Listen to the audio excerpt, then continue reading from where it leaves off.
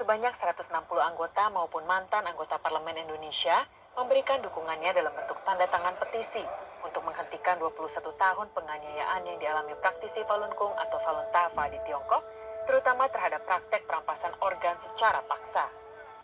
Ya, itu harus kita kecam keras ya. Itu jelas-jelas di luar dari naluri kemanusiaan. Ya, sebagai manusia seharusnya tidak melakukan hal-hal seperti itu.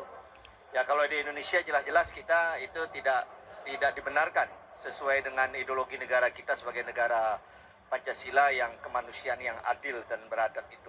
Petisi dukungan yang melibatkan 30 negara ini dianggap sebagai suatu hal mendasar yang patut dilakukan dalam mendukung kemanusiaan tanpa melihat agama, suku, maupun ras.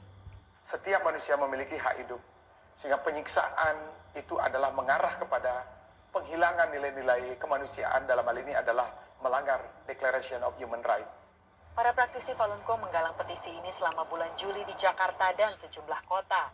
Anggota DPR MPR RI yang ikut menandatangani diantaranya adalah Saan Mustafa, Wakil Ketua Komisi 2, Gus Pardi Gaus, Anggota Komisi 2, Yandri Susanto, Ketua Komisi 8, Jeffrey Romdoni, Anggota Komisi 8, Hilary Brigita Lasut, Anggota Komisi 1, dan Syarif Abdullah Al-Qadri, Wakil Ketua Komisi 5. Salah seorang anggota Komisi 2 yang memberikan tanda tangan dukungannya, Dr. Andes Gus Pardi Gaus, juga menyatakan bahwa perlu diadakan investigasi terkait perihal perampasan organ di Tiongkok.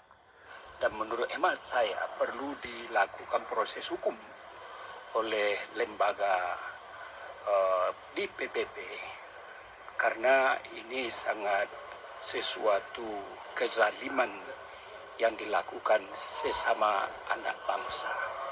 Oleh karena itu perlu ada upaya yang dilakukan oleh penegak hukum internasional untuk melakukan investigasi supaya jelas kondisi betapa kekejaman yang dilakukan oleh mereka-mereka tersebut.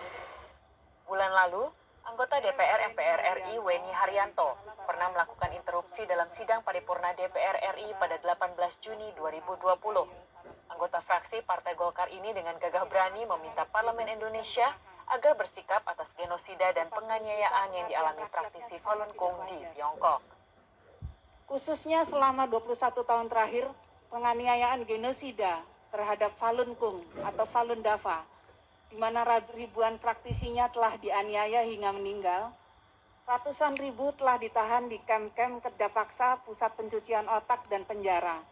Dan sebagian besar telah dibunuh untuk diambil organ tubuhnya dan bagi kebutuhan transplantasi pasien dalam negeri maupun mancanegara. Himbauan saya hentikan.